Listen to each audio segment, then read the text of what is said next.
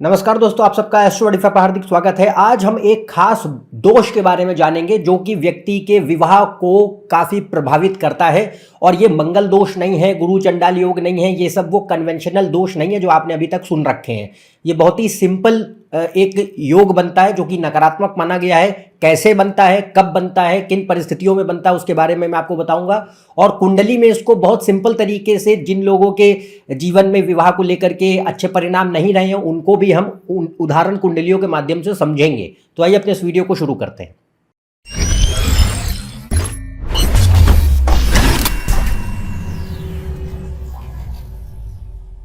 यदि आप मुझसे कंसल्टेशन लेना चाहते हैं तो ऊपर दी हुए इस वेबसाइट पर जा सकते हैं, इसका लिंक डिस्क्रिप्शन में मौजूद है।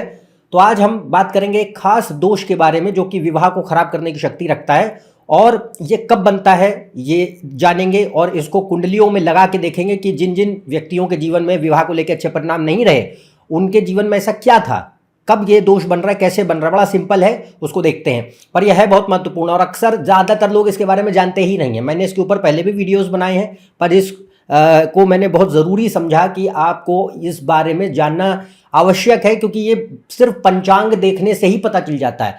तो हम लोगों के साथ एक दिक्कत ये होती है कि हम कुंडली तो उठा करके जब देखने लग जाते हैं तो पहले लग्न, बाकी ग्रह, ये सब चीज़ें पहले आ जाती हैं, पंचांग छोड़ देते हैं। पंचांग का किसी को कोई ना आइडिया होता है, ना बहुत कम लोग होते हैं जो उसे देखते हैं। तो पहले ये देखिए कि मैक्सिमम इंफॉर्मेशन आपकी पंचांग में ही छुपी होती है। तो अब जैसे शादी के लिए जो मेन ग्रह होता है वो है तिथि का स्वामी। अब तिथि के स्वामी की यहाँ टेबल आपको दिखाई जा रही है। तो जिस तिथि में आपका जन्म हुआ है उस तिथि के स्वामी को आप पहले नोट कर लीजिए कि मान लीजिए आप तृतीया में पैदा हुए तो मंगल आपके तिथि का स्वामी बन गया। अगर आप नवमी में पैदा हुए तो सूर्य आपके तिथि का स्वामी बन गया। अब जो तिथि का स्वामी है उसको कुंडली में देखो, वो कुंडली में आपके विवाह का मेन ग्रह है। वो स्त्री हो या पुरुष हो, दोनों के लिए मुख्य ग्रह तिथि का स्वामी शादी चलाता है, संबंध चलाता है। तो रिलेशनशिप एंड मैरिज मेनली तिथि के कंट्रोल में होती है। अब ये जो टेबल आपने अभी देखी, इससे आप अपने तिथि का स्वामी पता कर लीजिए कि इस तिथि में हम पैदा हुए थे और हमारे मुताबिक इस तिथि का स्वामी ये ग्रह है। अब उस ग्रह को कुंडली में हमें देखना है क्योंकि वो आपके विवाह को चलाएगा। अब दूसरा पार्ट आता है यहाँ पे, वो होता है ग्रह दोष का। तो ग्रह दोष जो होता है ये तब बनता है जब मान लीजिए जिस तिथि में आप पैदा हुए थे उनमें से कोई भी ग्रह दूसरे के साथ बैठ जाए। मान लीजिए कोई नवमी तिथि में पैदा हुआ तो नवमी का स्वामी कौन है? सूर्य है। ऐसे ही प्रतिपदा का स्वामी कौन है? सूर्य है। तो अब सूर्य यदि शनि के साथ या बुध के साथ बैठा, तो ये टेबल आप जो देख रहे हैं इसमें ये गौर से देखिए कि इसे ग्रह दोष बना देगा। तो मान लो अगर सूर्य तिथि का स्वामी किसी व्यक्ति के लिए बना और कुंडली में सूर्य शनि के साथ है या फिर बुध के साथ है, दोनों में किसी के भी साथ है, दोनों के साथ है, तो वो दोष और बलवान हो जाएगा। पर यह रहेगा कि यहां पे सूर्य ग्रह दोष बनाएगा। अगर वो ग्रह दोष बनाएगा तो वह विवाह को खराब करेगा ही करेगा। ऐसा हो ही नहीं सकता कि विवाह को लेकर के वो अच्छे परिणाम दे सके आपको जिंदगी में। ऐसे ही मान लो राहु की तिथि में किसी का जन्म हुआ तो राहु की तिथि अष्टमी होती है, ठीक है।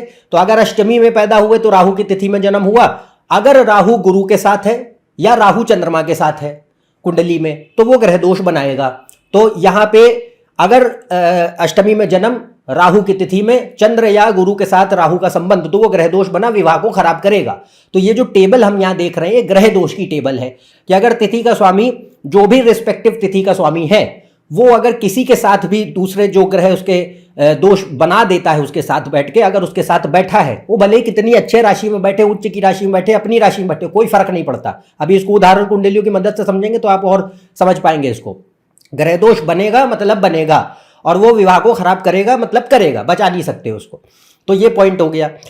दूसरा एक और दोष कहते हैं, उसे कहते हैं पंचांग दोष। अब पंचांग दोष बड़ा सरल है। पंचांग दोष तब बनता है जब जिस दिन आप पैदा हुए थे और जिस तिथि में आपका जन्म हुआ था वो दोनों का स्वामी ग्रह या तो एक ही हो जाए, यदि अगर अलग अलग है तो साथ बैठ जाए या रिलेशन कुंडली में बना ले। तो मान लीजिए भाई किसी का जन्म रविवार के दिन हुआ तो रविवार का स्वामी सूर्य है, और प्रतिपदा तिथि के दिन जन्म हुआ तो उसका स्वामी सूर्य है। अब सूर्य दोनों का कंट्रोलर बन गया तो वारेश, जिस दिन पैदा हुए थे आप, वह हमारे जीवन में स्वास्थ्य और आयु, हेल्थ और लाइफ चलाता है। और जो तिथि होती है वो मैंने आपको बताया वो शादी ब्याह चलाती है। तो अगर एक ही ग्रह दोनों का कंट्रोलर बनेगा तो उसे पंचांग दोष कहेंगे। अब पंचांग दोष का मतलब यह है कि वो ग्रह को चॉइस लेनी है, वो कुंडली में उसकी स्थिति बताएगी कि वो किसे चुन रहा है। तो चॉइस इसकी लेनी है कि या तो वो हेल्थ और लाइफ को बचाएगा, या फिर वो शादी ब्याह को बचाएगा। वो किसी एक चीज को ही चुनेगा और वो पोजीशन उसकी कैसी है कुंडली में वो डिसाइड करेगी कि किसको ये चुन रहा है और किसे छोड़ रहा है। जिस चीज को चुनेगा वो एरिया ठीक चलेगा। मान लो हेल्थ के लिए अच्छा बैठा है तो हेल्थ तो ठीक रखेगा, स्वास्थ्य और जीवन, लंबी जीवन दे देगा। पर अगर शादी के लिए खराब हो गया तो विवाह को खराब करेगा ही करेगा। और वैसे वर्षा भी हो सकता है कि मान लो विवाह के लिए अच्छा बैठा है तो स्वास्थ्य को खराब कर देगा, तो वो पंचांग दोष बनता है। अब मान लो यदि अलग अलग ग्रह हैं कि पैदा हुए थे रविवार के दिन और तिथि हो गई थी मान लो दशमी तिथि हो गई थी, तो दशमी का स्वामी चंद्रमा हो गया। तो अब सूर्य चंद्रमा अलग अलग ग्रह हैं पर ये कुंडली में साथ बैठे हैं या परिवर्तन योग कर लिए हैं। हाँ, ऐसा इन्होंने कॉम्बिनेशन बना लिया है कुंडली में, तो भी पंचांग दोष बन जाएगा क्योंकि दोनों ग्रह संबंध में चले गए। तो अब ये देखना होगा कि कौन बली है। जो बली है, मान लो वारेश सूर्य बली है तो हेल्थ बच जाएगी, चंद्र बली है तो शादी ब्याह बच जाएगा। जो जीतेगा दोनों में उसका इलाका ठीक चलेगा, जो हारेगा उसका इलाका सफर करेगा। तो बड़ा सिंपल हमने यहाँ पे आपको कॉन्सेप्ट बताए हैं, इसी को ध्यान में लेकर के अब हम अप्लाई करेंगे कुंडलियों के ऊपर और आप देखते जाइए कि कितना आसानी से ये हमको यहाँ दिखाई पड़ रहा होता है। तो ये पहली कुंडली ले रहे हैं, ये है मर्लिन मनरो। तो मर्लिन मनरो बहुत ही प्रख्यात जो है अभिनेत्री रही हैं, हॉलीवुड की अमेरिकन एक्ट्रेस, और इनके जीवन में कई सारे रिलेशनशिप्स तो रहे ही हैं। शादियां इनकी जो है लगभग 3 शादियां रहीं, रिलेशनशिप्स प्लेंटी, पता ही नहीं कितने। तो अब पहले यहाँ देखिए कि बेसिक पहले पता करते हैं कि ग्रह दोष या पंचांग दोष बन रहा है कि नहीं बन रहा है। तो जन्म हुआ है ट्यूसडे के दिन, मतलब मंगलवार के दिन पैदा हुई हैं, और तिथि है षष्ठी, मतलब शुक्र की तिथि में पैदा हुई हैं। तो मंगल और शुक्र पहले अब देखेंगे, तो मंगल शुक्र का आपस में कोई रिलेशन नहीं है, मतलब भाई पंचांग दोष तो नहीं बन रहा है।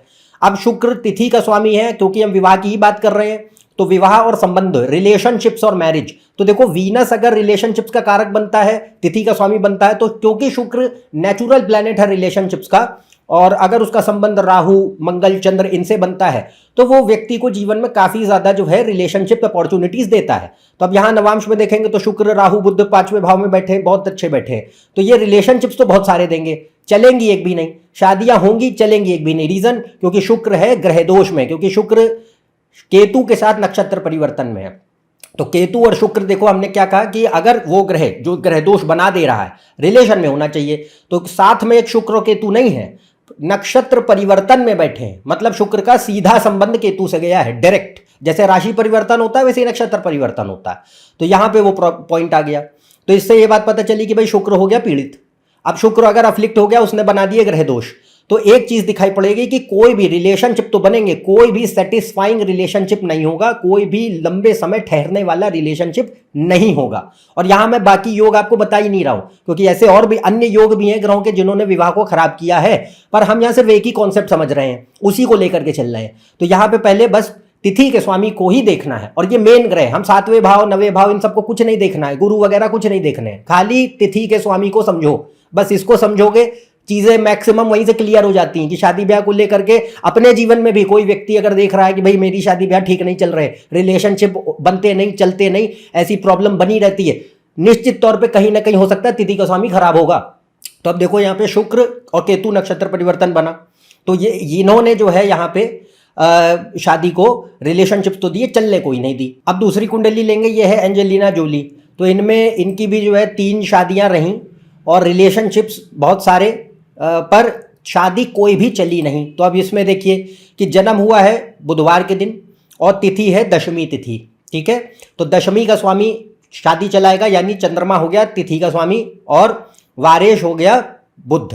तो अब यहाँ पे देखेंगे तो सूर्य बुध इकट्ठे बैठे हैं, और ऐसे ही चंद्रमा यहाँ पे गुरु के साथ है। अब जो लोग ये देखेंगे भाई ये तो बड़ा अच्छा राजयोग है, राजयोग है बाकी चीज़ों के लिए है, पर ये जो योग है ये विवाह को खराब करेगा ही करेगा। क्योंकि हमने क्या बात कही थी, वो ग्रह दोष की टेबल फिर देख लीजिए आप जाके, कि वहाँ पे चंद्रमा की तिथि में यदि जन्म है और चंद्रमा अगर राहु के साथ बैठा या गुरु के साथ बैठा, और ये अगर तिथि के स्वामी का दोष देख रहे हैं आप, तो आप लग्न में भी देखेंगे नवांश में भी देखेंगे, क्योंकि नवांश शादी चलाता है। तो यहाँ पे गुरु चंद्रमा भले ही 9वें में है, कर्क लग्न के लिए बड़े अच्छे ग्रह माने जाते हैं, और ये बहुत अच्छा प्रबल राजयोग भी बना हुआ है, पर ये जो योग है ये विवाह और संबंधों के लिए बहुत ही खराब है, एक्सट्रीमली बैड। तो यहाँ पे अगर देखा जाए तो चंद्र के ऊपर पहले तो गुरु से दोष लग गया, ठीक है।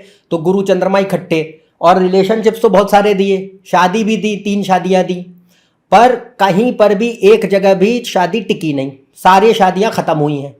तो पॉइंट सबसे बड़ा कि गुरु चंद्र जो है दोष में बैठे हैं। उसके बाद अलावा मंगल शनि राहु ने इसको दृष्टियां दी हैं, वो अलग पॉइंट है, वो भी एक बड़ा पक्ष है इसमें जो विवाह को खराब कर रहा है, पर सबसे महत्वपूर्ण है गुरु और चंद्र।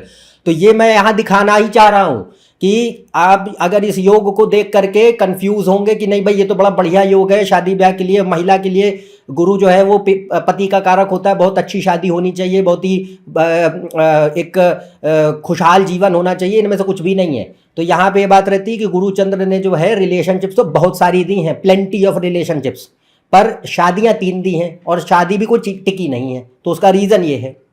और दूसरा पार्ट होता है कि इसमें जो जिस नक्षत्र में या राशि में वो ग्रह बैठा है, तिथि का स्वामी, अब जैसे चंद्रमा तिथि का स्वामी है, बैठा तो गुरु के साथ है, तो राशि तो गुरु की हो गई, पर नक्षत्र जो है वो किसका है? बुध का है।